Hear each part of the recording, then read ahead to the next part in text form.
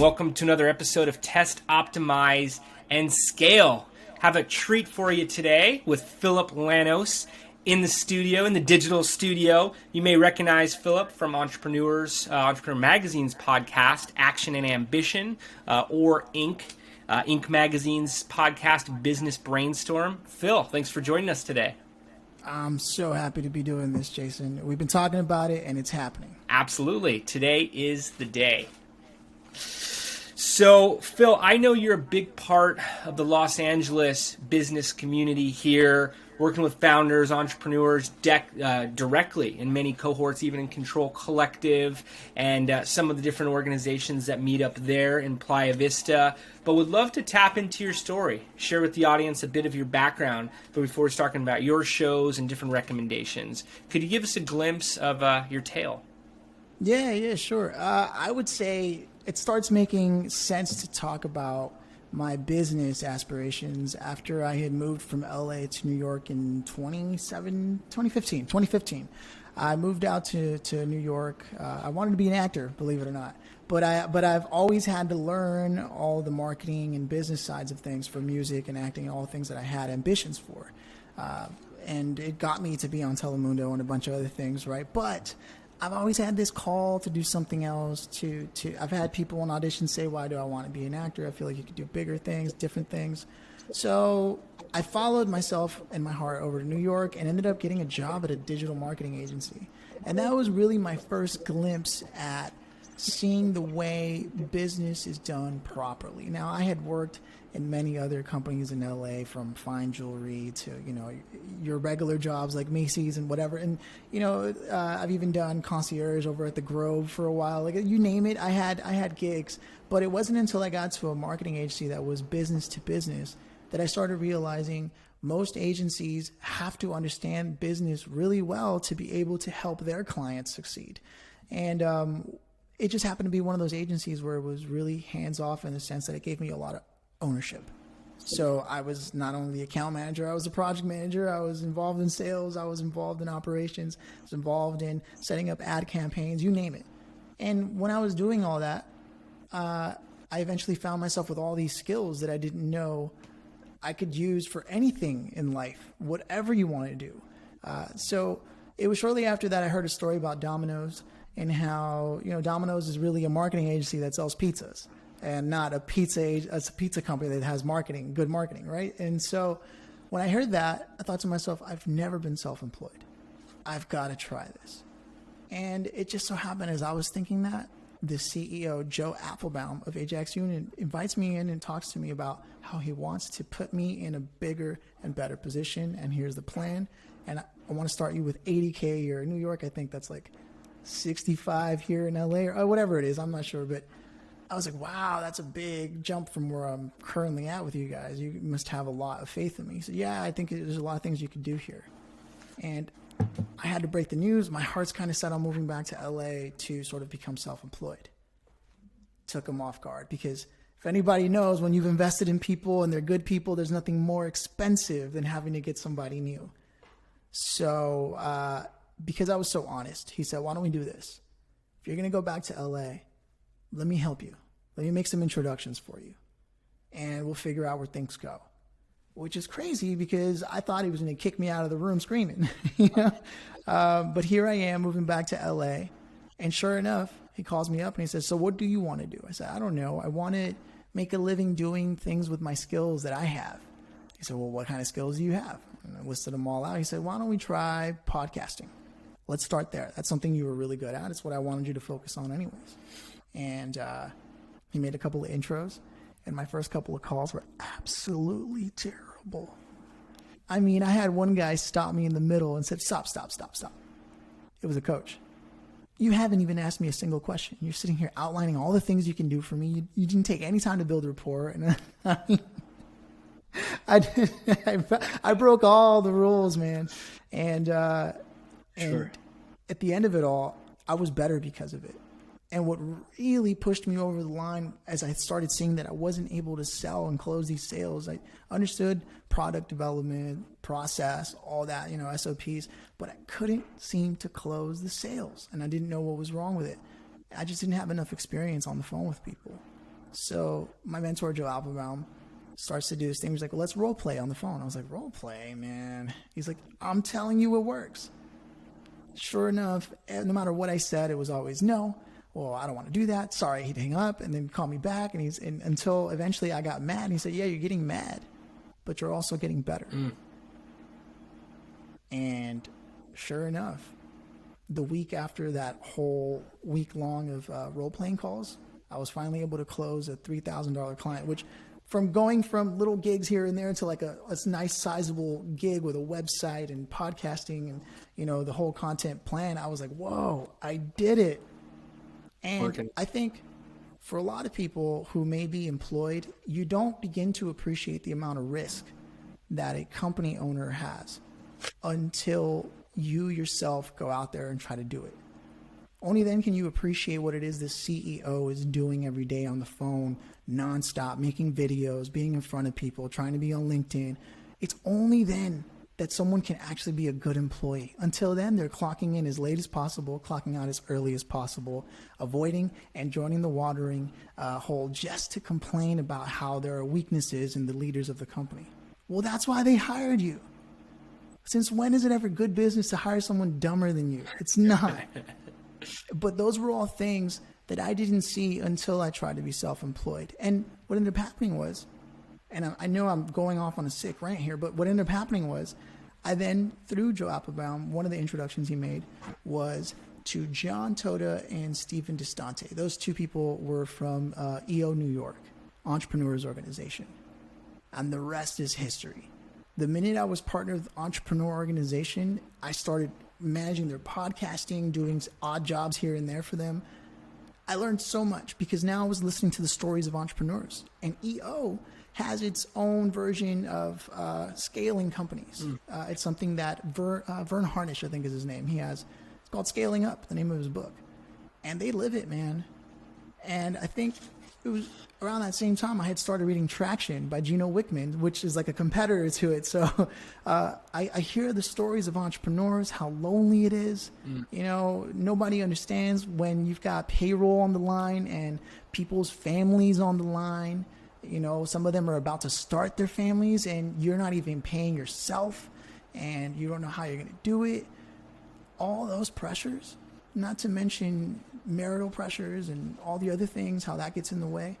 I started looking at business ownership and the difference between a freelancer, a business owner, and an entrepreneur. And it's vast. It's vast. And each one has its own levels, trials, and tribulations. But you can only really scale when you put yourself in the position of an entrepreneur. Not when you're a business owner who's mostly managing most of the business stuff, and not when you're a freelancer who can only take on so many gigs. It's only when you get to the level of entrepreneur, when you have your management in place, your team in place, and everything is SOP'd out. Then you can focus on the vision and really start to scale things. But I didn't know that until I started listening to all these entrepreneurs and working with them.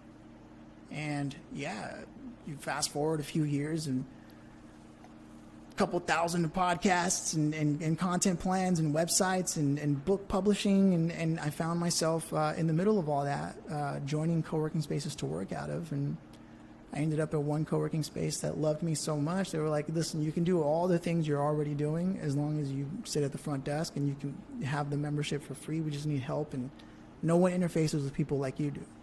I couldn't turn a deal like that down, you know? And then eventually I found my way to getting enough attention that people from who had shows on Entrepreneur Magazine and Inc. Magazine decided to bring me on because they needed somebody who just knew it, could jump in, you didn't have to explain the way it worked. And that was me. And I've just been doing it ever since. Wow. So, yeah, that's what ended up happening after meeting EO. I think the only other thing that I would attribute to where I am today is having been able to meet Cal Fussman, who is a well-known podcaster, a contemporary of James Altucher.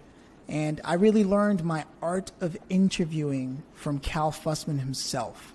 And I met him through someone I met named Mordecai Wiener. He introduced me to Cal Fussman, and the rest is history. I really owe EO, Cal Fussman, Joe Applebaum, Stephen Distante, and John Toda my education as a business person. Wow.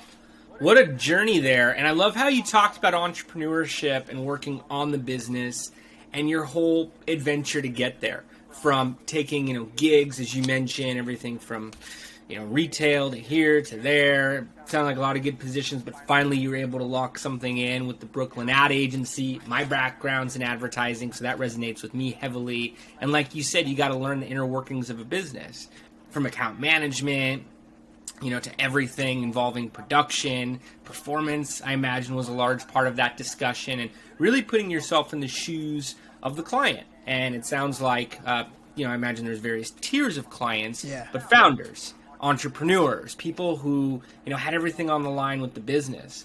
And like you said, all of the emotions that come along with it. I think you even mentioned marital obstacles. I'm not quite there yet, but having to put everything in terms of risk for finances, and seeing other founders go through it and have to choose from a job, or maybe they're doing this on top of a day job with other types of income, other types of more guaranteed salary that they could be taking. I love the quote that says, to be an entrepreneur is living a few years of your life like most people won't, so you can potentially later live life like most people can't.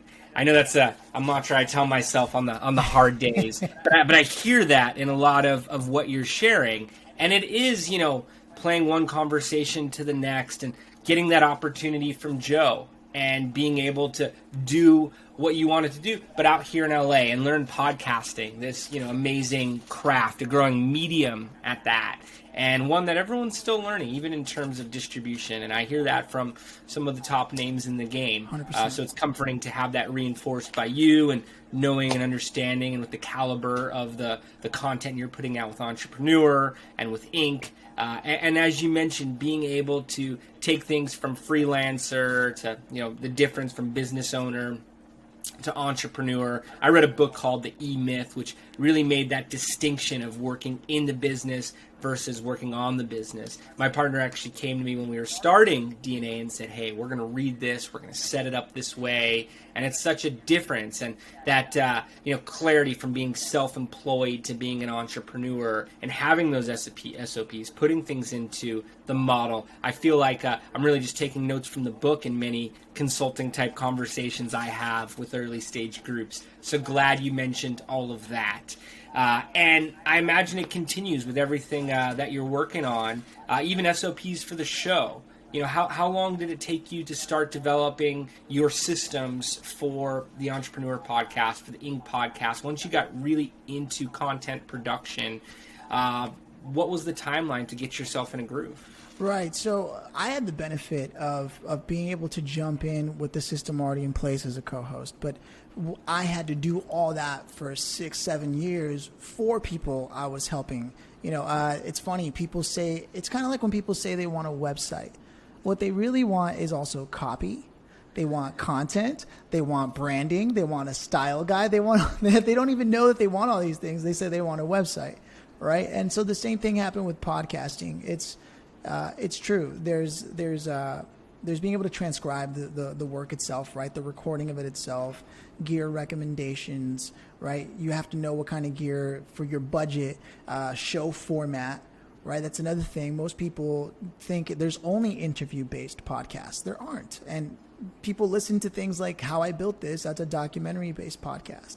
And what happened was a lot of people who came to me wanted documentary-style podcasts once a week with a small budget. So their ratio of expectation versus budget versus what type of format they could put out. I told them, NPR, How I Built This, only puts it out once a month, right? Because they're sourcing through all the raw, adding music specifically where it needs to be for emotion. It's almost like a short film. You do realize that, right? But they wanted to do it for very little, and that's because nobody knew what podcasting was going to be. Sure. Most people were using it as a lead generator. They would use it as an excuse to talk to people who they'd otherwise have no reason for talking to. It would be a warm lead because now you had a conversation. And that's a great tactic. It really is. But if your podcast sucks, people will get the word out eventually, So the SOPs, having all those built out, it took me, to this day, I'm still perfecting it. I started using Notion to really get that set up. I think Notion is an excellent tool because you can set it up once as a template, and almost immediately every time you start a new project based on that, hit the create, and all the steps are there, all the tasks, because at some point it starts to get cookie cutter. If it isn't yet, then you can't scale that. You can't scale that. If you have to make it up custom every single time, you're doing something wrong in business. Sure. And that's why I wanted to focus on the systems, the SOPs. We use a platform called Monday, project management. Yeah, it's good.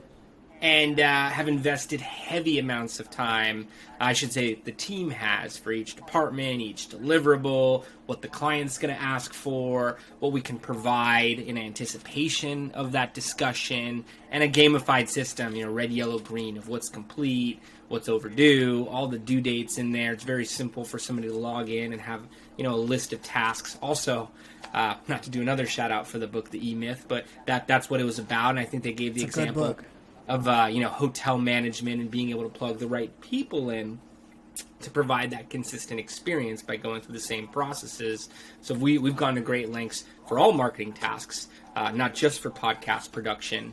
But love it. Love how you were able to get that put together. I know for myself, I feel like each episode I'm a little more understanding of what's occurring, the dynamic, what audiences are going to ask for, and I'll get questions afterwards like, hey, did they end up speaking about this further? It'll kind of guide me on what questions to ask on the next show and where people want more information.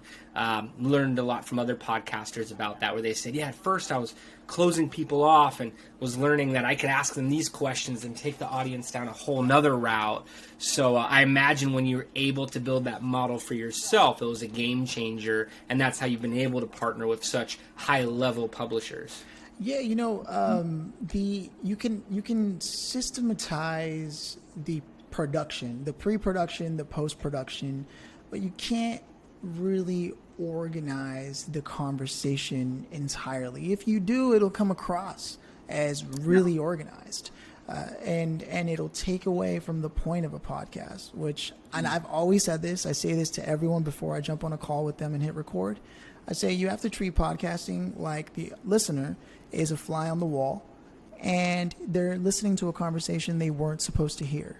If you do that, if you keep that in mind, you've now created value, because what's valuable is usually what's only said between people who are trying to keep it between each other, and you take that with a grain of salt. Obviously, you don't tell somebody, I buried a body back, in the backyard. Or, if you did that, you've got other things you've got to address. But what I mean by that is usually you tell your friends different things about business than you do the general client or whomever you might be working with.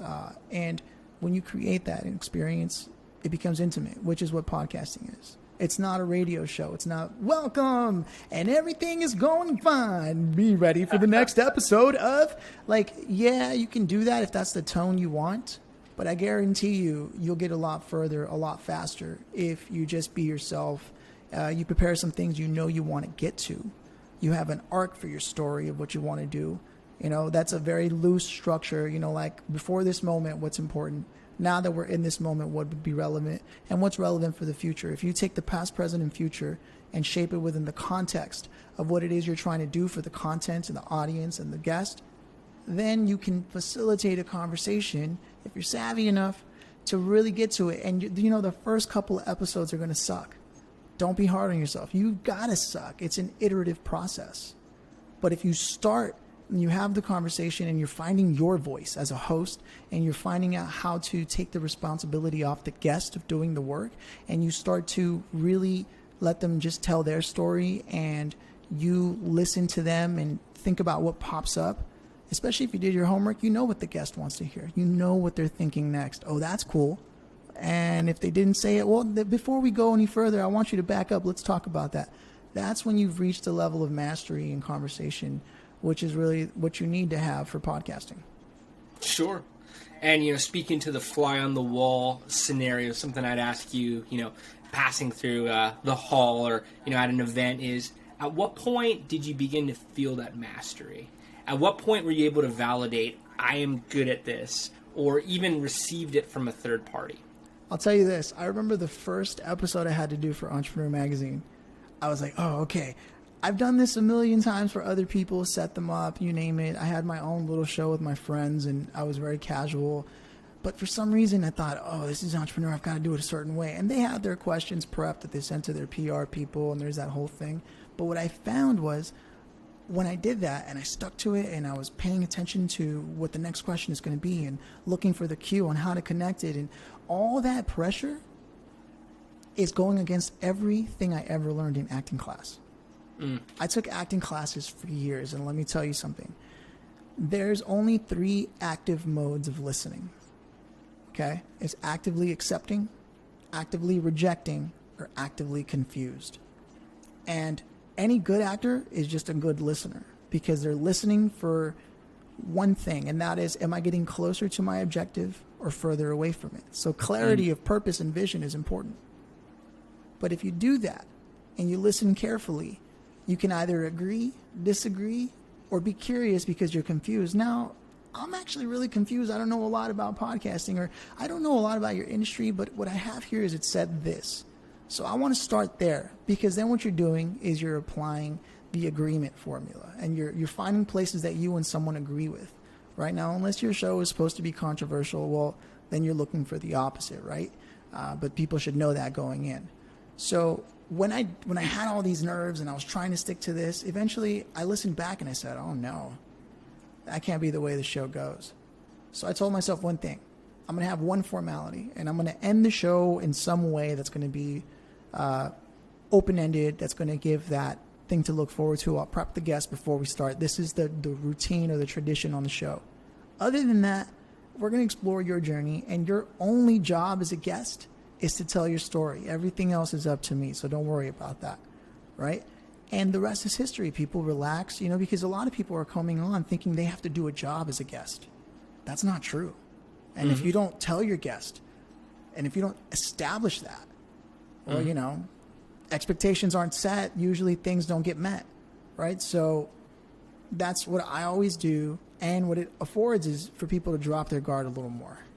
And it wasn't until I started doing that I started feeling connected to the people I was talking to. And even though it's only half an hour segments, sometimes a little longer if the conversation gets really good and we can't help it, I started realizing that in a short amount of time, you can learn a lot about a person. Absolutely. And I love how you're able to pinpoint when that occurred. And this is perfect for our listeners. We're constantly encouraging more content from founders.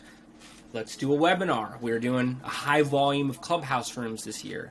The platform that we use for these recordings, we're setting up clients on.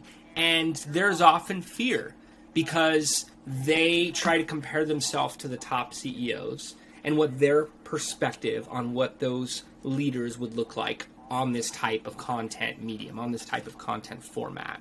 So the instruction you're providing really is relevant, not just for you and I and us talking about podcasting, as a medium here, but for listeners and how they could use it for themselves, how they can, really not only remove some of the butterflies for themselves, but for their guests, in the sense that we encourage them to bring on industry leaders. We work on a lot of investment-focused campaigns, equity crowdfunding, other types of thought leaders who can validate the deal and the type of VC opportunity that it represents. So being able to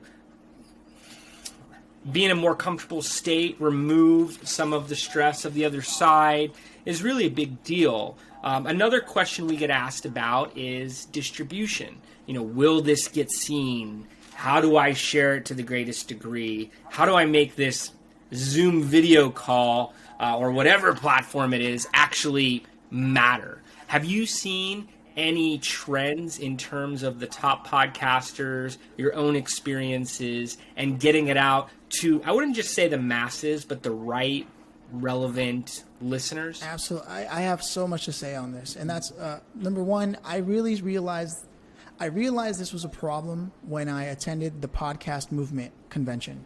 It's where most podcasters all come together and sort of meet each other and work on each other and even do episodes together in the hotel where the event's happening just to get it going.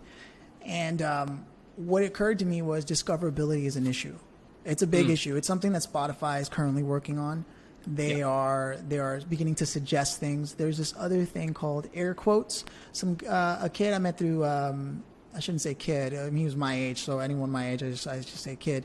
But a guy I met through Cal Fussman, he's a Harvard graduate, I believe. He developed something called air quotes.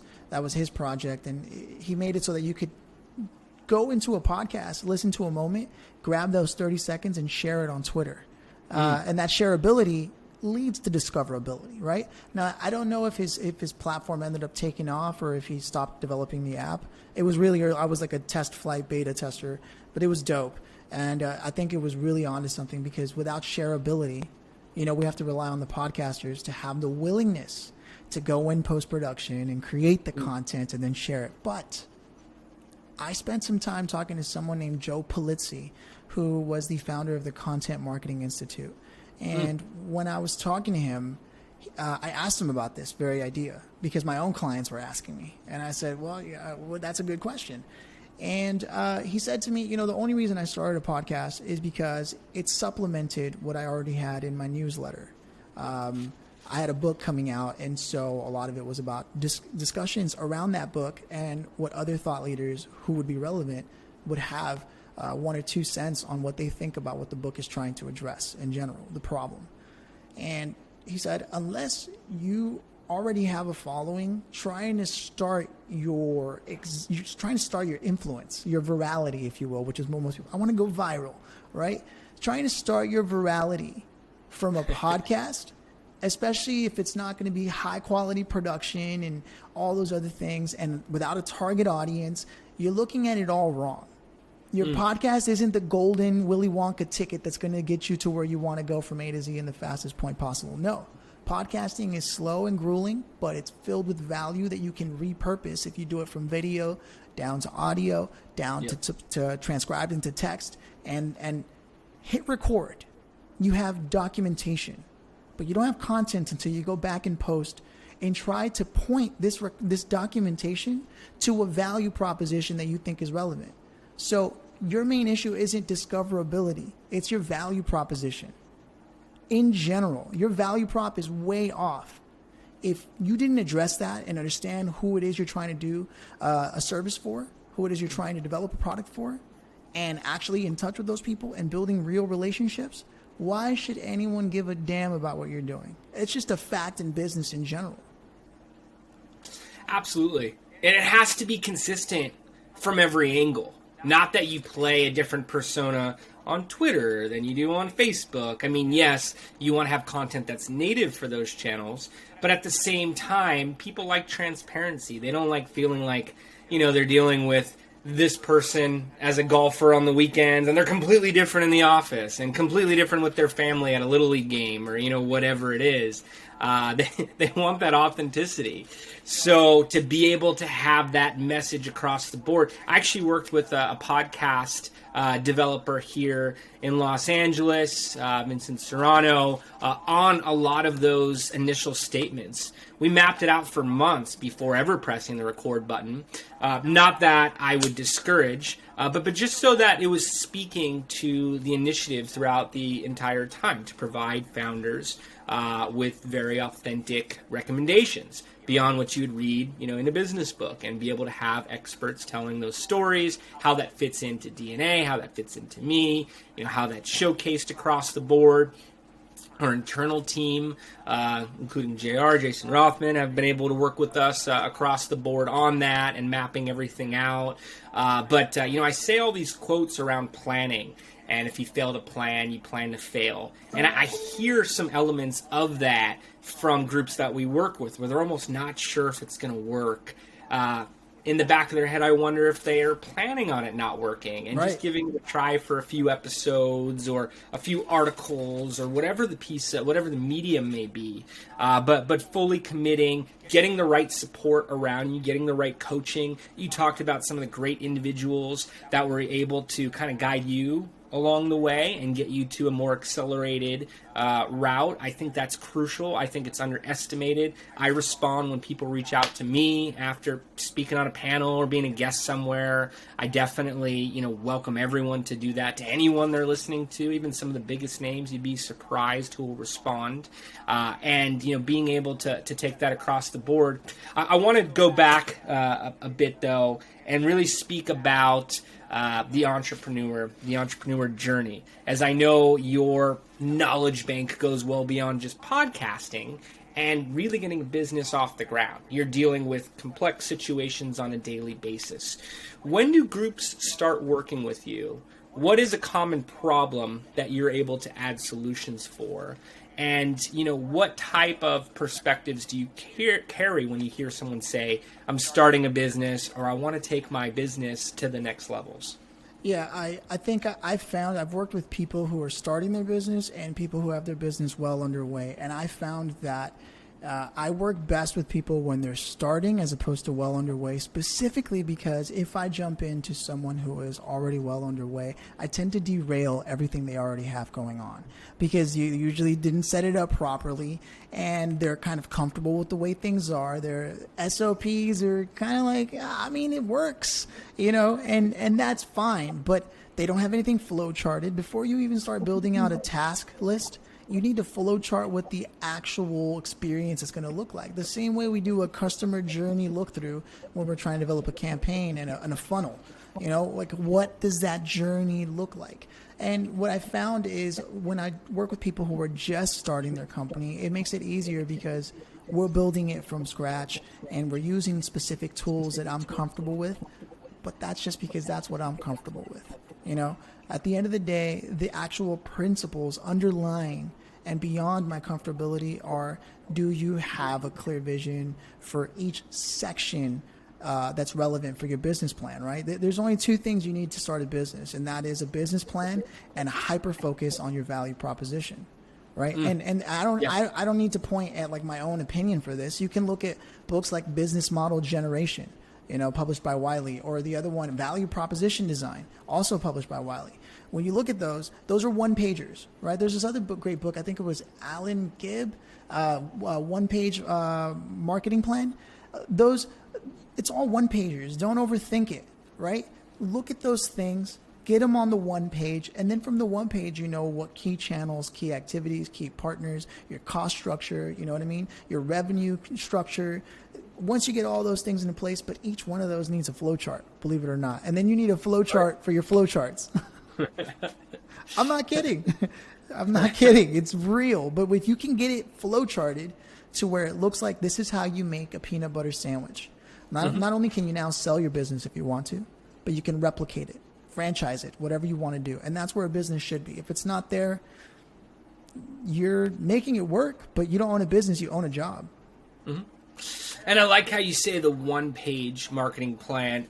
I was not familiar with that book. I'm going to check it out. We preach similar messages, not always one page, but a speed version of it, because you're really going to get the most learnings from making the peanut butter and jelly sandwiches. Yeah. You're going to be able to get your technique down, what tastes good, what doesn't, the trial and error that can only be found, only be learned by going through the steps yourself. Exactly.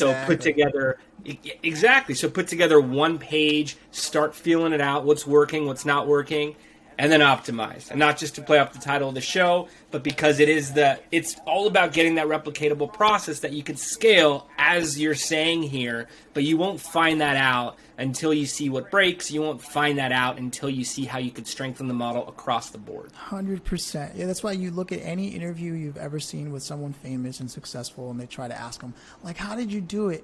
They always answer in a way that's iterative instead of systematic. Like there's no, I took step 1, 2, 3. No, it's iterative. I got to the tree and my plan was to then make a right, but it turned out I needed to make a left, and that's iterative. So my 1.0 had to turn into 1.5 real fast, and that's just life.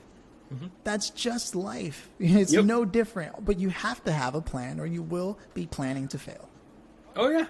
And the audience on the other side, if we're taking on a new client and we're in discovery calls, kickoff calls, if I am able to speak to them with processes and say, this is what we do. We're going to launch Facebook ads with 4 to 10 audiences, 2 to 6 creatives for each. We're going to produce 1,000 clicks or leave for 7 days. For each, if I'm able to define exactly what we're going to do, it shows experience. It shows that, we didn't just write a few things down on paper and we're going to go about it and see what happens. That's not the intention of testing things out. It's saying that it took us a long time to get to this point of clarity. I quote Ryan Folan a lot. He's been on the podcast, 4-time TEDx speaker. He's got something called the 3-1-3 method, which you break what you do down into 3 sentences. Very hard on the first touch.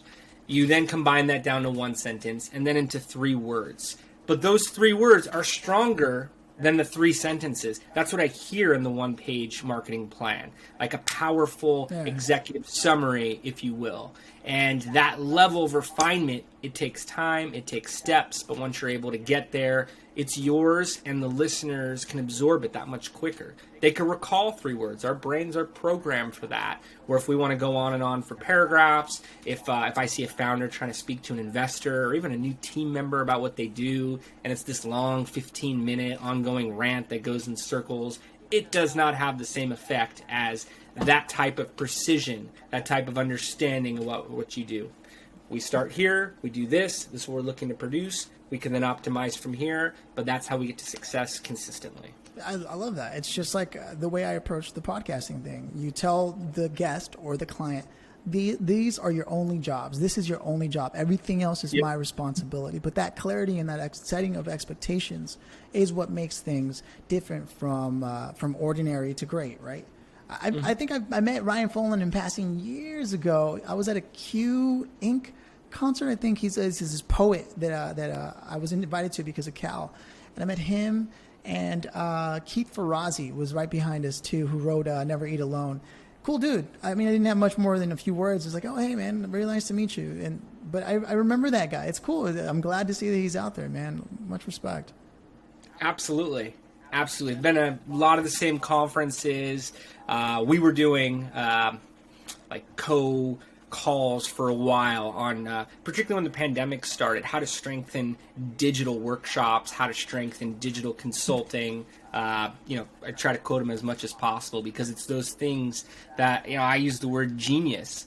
Anyone I take that topic to, they're able to absorb it, try it on for themselves, see where they can use it. Speaking of which, would love to get to some recommendations from you in terms of testing. I use the word test. I went through the 3-1-3 model for myself in terms of test, optimize, scale. But testing, this could be for marketing, which for me is the front line of performance for a startup, for a business of any stage at that.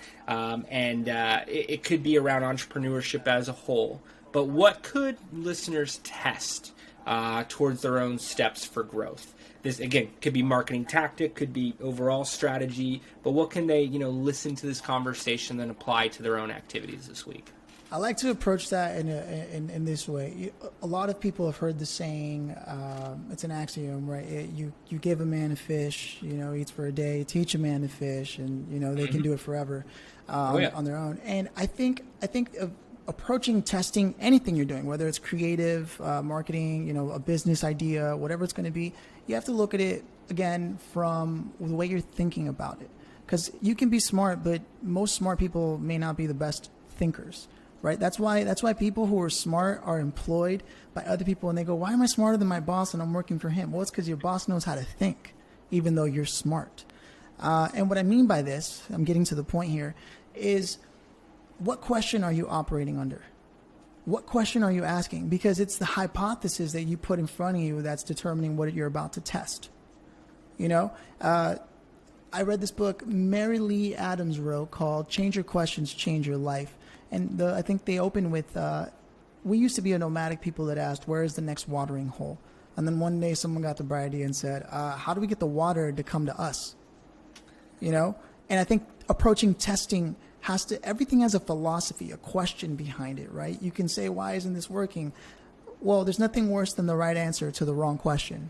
And the same goes for testing anything you're doing, a business idea or some kind of marketing campaign or a piece of content that you want to see. Like, what is your expectation and what are you hoping to see? I want more followers.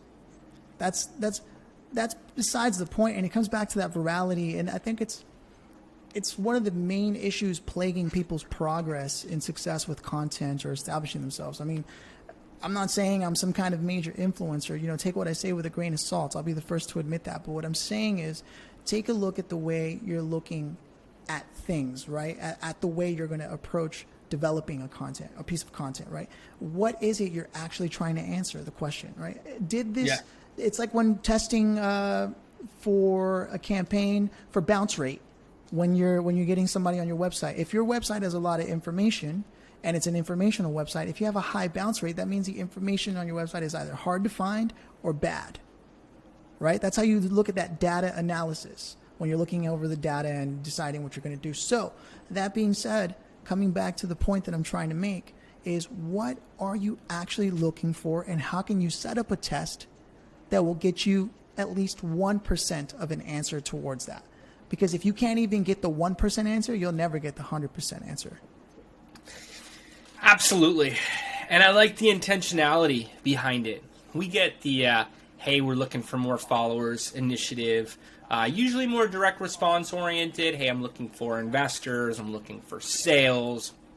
And we have to talk about the funnel, you know, the user journey going from awareness to consideration, intent, conversion, really playing for the advocacy at the bottom. Also, what is followers? How many is that? The only way to measure is with numbers. We'll often get told, hey, we want to get investments. We'll produce them. And then a founder will say, no, I'm looking for this level. I thought this was going to occur. We said, well, that would have never occurred from this media budget. This is the starting point. This is where we're testing. We could scale it up from here. Now we have some acquisition costs that give us a clear understanding of what things are going to look like when we ramp up. But that was really the objective here, was to get some investments, some return, and then be able to look towards replication of the model. So I found a lack of clarity. Also, not to get philosophical, but I remember, in philosophy books, the real answer to a question is multiple questions deep. So why are you looking to get followers? Oh, because we want more people to know about us. Okay, great. Why do you want more people to know about you? So we can get more sales. Okay, but why do you want more sales? So we can grow. More revenue allows us to do this. Maybe there's a product development that occurs at that point. So being able to, have more clearly defined goals, you could be playing for a latter objective earlier on. So I like how you're talking about, for successful test, you need to know what the test is set out to produce. Yeah, I mean, I think if anyone wants to take a stab at it, you can look at the most common scenario for applying this methodology or this thinking, right? And that is test, optimize, improve the people you're working with, right? So if they're not asking you questions, you've got a bad agency you're working with. If they're not curious about exactly what your goal is and you're thinking the opposite, you're like, oh, these people are difficult. They just don't get to the point. They don't just onboard me. If that's what you're looking for, then you succeeded in getting an agency, but did you get an agency that's going to help you succeed? The only way to do that is to look for the people who are curious about what you're doing and why you're doing it and how they can help you get there. And that comes from questions. And if people aren't asking you questions, they're not interested in your product or service or anything, or even your problem. They're just interested in getting money. And that's just a fact. Sure. It's like you said about acting earlier, and good acting is good listening. I'm going to quote you on, by the way. I was taught good communication is also good listening. And the way you get to meaningful listening is meaningful questions. Meaning if you're not prepping the other side to give you the info you need to then make your response, your results as an agency from the response that you're putting out there stronger, you're missing opportunities. 100%. Yeah. And I want to focus on optimization a little bit more, because if I look at the success rates of an entrepreneur in the first year, the first 2 years, they're not good. If I look at the success rates of an equity crowdfunding campaign or an initial e-commerce launch, again, not good. I believe with the right optimizations, with the right grit behind it, you can get it to a point of effectiveness. Unfortunately, not all groups, I'll say, are able to see it out to that point. Could be other reasons on why they're not able, but they're not able to in many scenarios. I define good marketing talent as good problem-solving abilities, because not everything works right out of the gate. Even when it does, you want to be able to, really carve out the audiences that are performing best and do more towards that group, i.e. optimizations. What are your approaches towards optimizing? What do you say to a founder when it's not working or they're looking for a better quality of result? Right. Well, the canned answer is always like sit on the same side of the table with someone, not on the opposite side, right? So look at the problem together. It's not look at what you did or look at what I did. It's look at what happened, right? That's the easy and the short of it, is just look at what happened and determine how you can move forward from there. Because you have to have something stable that is data-based to then point at and say, okay, now what were we measuring that against, right? So if people are struggling to get an initiative off the ground, whether it's internal in the company, a campaign going, that we're talking about organizational ability in terms of optimization. It's really the way it was organized, right? The structure underlying it all. And this is where systems thinking comes into play, or design thinking. So we're pointing back to what we mentioned earlier with the SOPs and flow charting. Mm-hmm. Now, I say it's not design thinking, it's thinking designed. Okay? So you have to sit there and, like you said, map it out, poke the box, break it on purpose, and then determine what is it that broke. Where's the bottleneck? Am I the bottleneck? Most CEOs end up being the biggest bottleneck to their entire company. That's something every entrepreneur knows, which is why the CEO is constantly trying to find a way to work themselves out of their own job so they can focus on their actual job. So without beating around the bush too much, whatever it is you're trying to optimize, whether it's a campaign, your business, your work culture, whatever it's going to be, it's going to require trust. It's going to require you being able to delegate effectively. And that's something that I know is really hard for a lot of people, is delegating effectively. And usually they suffer from poor delegation because they don't understand how to clarify what level of authority the people that they're delegating to have to act with. Sure. That's the real problem. It's like, okay, I want to optimize this, right? Well, again, nothing worse than the right answer to the wrong question. What's really happening? Because if you had your team backing you up and understanding what it is they were truly responsible for, you'd be able to see a lot more of the picture. But there's nothing more expensive to a business than a poor trust culture where people aren't telling you exactly what's wrong with the business, what's wrong with this campaign, whatever it's going to be, for fear of being fired, for fear of looking stupid because there's no culture of failure first, success second. When you have those things, pretty much anything you're going to do is going to fail. It's until you put that into place that then a failure is actually a test, which can then be optimized. That's my take on that. Absolutely. Great points. I love how you brought up, delegation and even a understanding of lack of delegation. I know there's a resource element to delegation where, hey, I don't have the resources to bring on the right people to bring, to actually assign this to, or the right third parties, consultants, agencies, what have you. But having that knowledge of, in the future, this is what the org chart's going to look like, and this is going to be going here. I need to be able to get this off my desk as a founder, but I need to see the blind spots. I need to be able to tell. So how do I get some of that information? And being creative around that. So I'll use another example. If I get an email from a friend who's a founder and says, hey, can you take a look at this? I don't have a creative director at the moment. I'm going to take a few minutes and do it. I would not undervalue your network.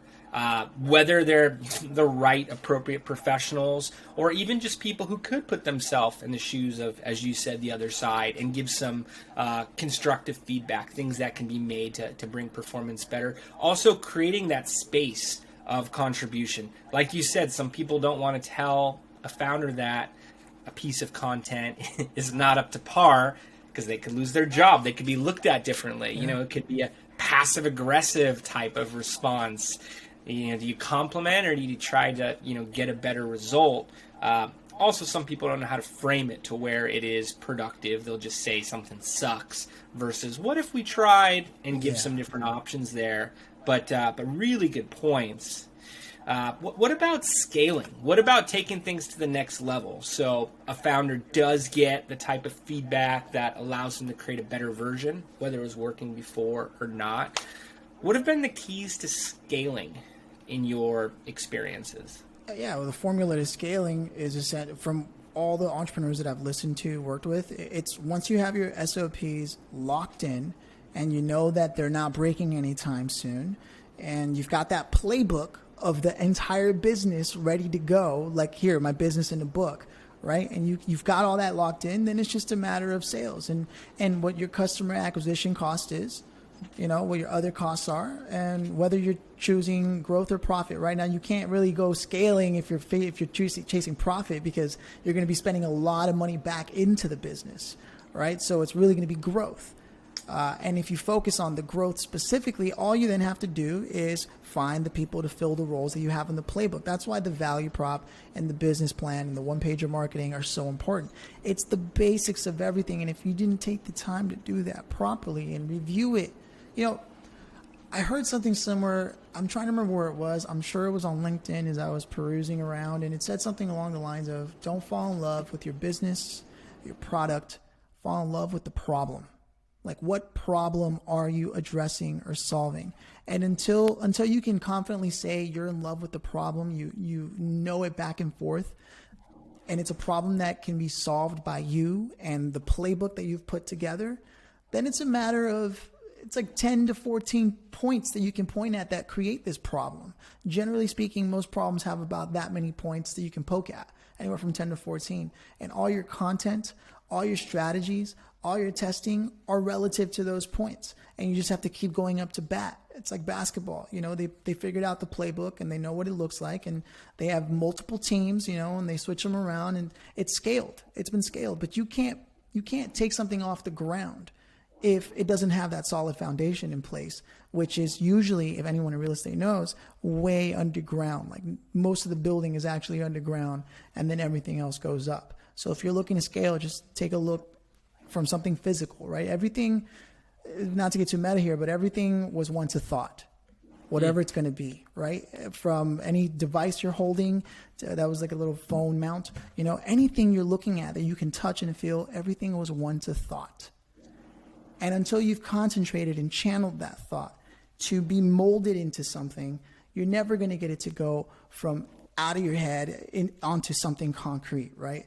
Another way of saying that is, until something leaves your head and it's in your head, it's going to be subjective because it's just a subject, something you've been thinking about. But the minute you put it to paper, the minute you put it to task, the minute you put it out there into the world, it is now an object. Therefore, you can be objective about it, analyze it, and use the data that you're getting from it to inform your next decision. It's all these fundamental underlying principles, again, the way you think. It's not about being smart. It's about understanding the lens you're using to view the information that's coming your way. Those are the things that are going to put you in a position to succeed, regardless of what it is you're trying to accomplish. Wow. That is very well worded. I love the focus on the process throughout all of that. Like you said, don't get too attached to the company, the product. Really have it on the problem and go to any stakes necessary to be able to build a process that's replicatable to take it where it needs to go from there. And I heard a quote at one point that, thoughts, ideas are cheap. It's all about the execution. That's where a company's built. That's where the valuation comes from. And I like how you talked about foundation for scaling. I have seen projects scale without a solid foundation, and at one point, everything came crashing down. So really getting those processes to at least a bulletproof point for today, with the listening for what's going to come tomorrow. And then with that clarity, with that understanding of where things come into the system, where they come out, you can just pour more fire, more fuel into what's driving and be able to scale it from there. But until you know your business to that point, everything's just by chance. Everything at least has the potential for falling apart. Yeah, I mean, it's good to hire skilled people, but if you don't even understand the basics of what they're doing, the minute they leave, that part of your business doesn't exist anymore. Mm-hmm. And you can't scale something that can potentially not exist from your business. And so that's why taking the time to sit with the team, I was interviewing somebody who had helped a lot of companies go from startup all the way to the end and scale. And one thing they said that founders need to really remember, and it's not to sound like a dick, but it's the people that take you from 1 to 100 aren't going to be the same people that take you from 100 to 1,000 and vice versa. The teams are going to change, and some people may stay along for the ride, especially the good ones who helped you and understand what you're trying to accomplish. But you're going to need to understand what it is you're trying to accomplish, and that may require shifting of heads. It may require shifting of responsibilities, roles. But at the end of the day, it all has to be mapped out on a piece of paper. Documentation beats conversation 99% of the time. Oh, yeah. I spend time with a lot of lawyers, and they say quotes like that all the time. But it's true, because that model can be picked up and used at any time. I mentioned Monday for our project management. We use a platform called Pipedrive for CRMs. Being able to pick up documentation, being able to look at who comes in for the first 100 and who comes in from steps from 200 and beyond, envisioning it as a timeline versus attaching specific names and their knowledge base to specific situations. As you mentioned, they may not be involved. They may have different calling at some point. That can make all the difference. And Phil, this has been beyond educational. I appreciate you giving these different insights, these different tidbits of genius, if you will. Anything that we haven't got to, anything that you want to wrap with, any final thoughts? No, man. I mean, at the end of the day, I always, whenever I fault and fail and fall and think to myself, how am I going to get out of this situation? There's one of two things I always do for myself. And for whatever it's worth, if you find yourself in one of these situations, it's something that I think Daniel Kahneman might have wrote a book like that, The Positive Side of Negative Thinking or something like that. But essentially it's a, and I could be totally wrong on that. I read so much that I'm starting to mix authors here. It's all a blur, man. But what I'm trying to get at is, I used to ask myself the question, and I'm saying it this way to help point it out in the simplest way possible. I used to ask myself, how will I become my own boss, right? Whatever that means. And I couldn't really come up with enough clarity or enough good points to then take action on the information I was coming out with, right? So then I inverted it. And I'm sure it's not revelatory, but it's worth a reminder. I inverted it. How will I not become my own boss? And this can be applied to anything, right? Well, if I don't get up at the appropriate time, if I don't take care of my health, if I don't practice leadership, if I don't practice listening, patience. Okay, so by the virtue of those if I don'ts, how will you become your own boss? Well, I should practice patience. Well, I should practice, you know what I mean? I should practice getting up at a certain time. I should practice leadership. I should practice spending money in a certain way with delegation. And I should practice these things. And the minute that I start doing those things, I start figuring it out. So when in doubt, invert it. How will I not? To get to how you will, right? And then from there, it's like you said, a matter of taking that same approach you take with clients or anything in business. Is that the real question? Is that really what you're trying to solve? How do I fix my bed? It doesn't sound like you're trying to fix a bed. It sounds like you're trying to get a new bed. And the question is, how can you get a new bed? Because the broken bed is no longer worth fixing. But you don't know that until you ask yourself, well, what is this bed going to get me? Well, better sleep. Okay. What's the optimal way to get better sleep? Well, I could look at the science and try to repair my bed, or I could just get a new bed. The latest, the technology. And so you got to ask the right question and determine the right question. So just get a question list going. That's really, it's like the biggest things in life tend to be the smallest. That's why I studied Wing Chun martial arts, Kung Fu, right? And you go through the 3 levels, right? So there's let me see here. There's the basic level, the first level, and then there's then there's this thing called Chum Q and then Pu G. I'm trying to, because I remember that it's like Chinese names, so I'm trying to remember the first form. But anyways, what ends up happening is the master will go through the first form, the second form, the third form, and then come back to the first form, because that's really where it exists. It's coming back to the basics, all the things that you know are important.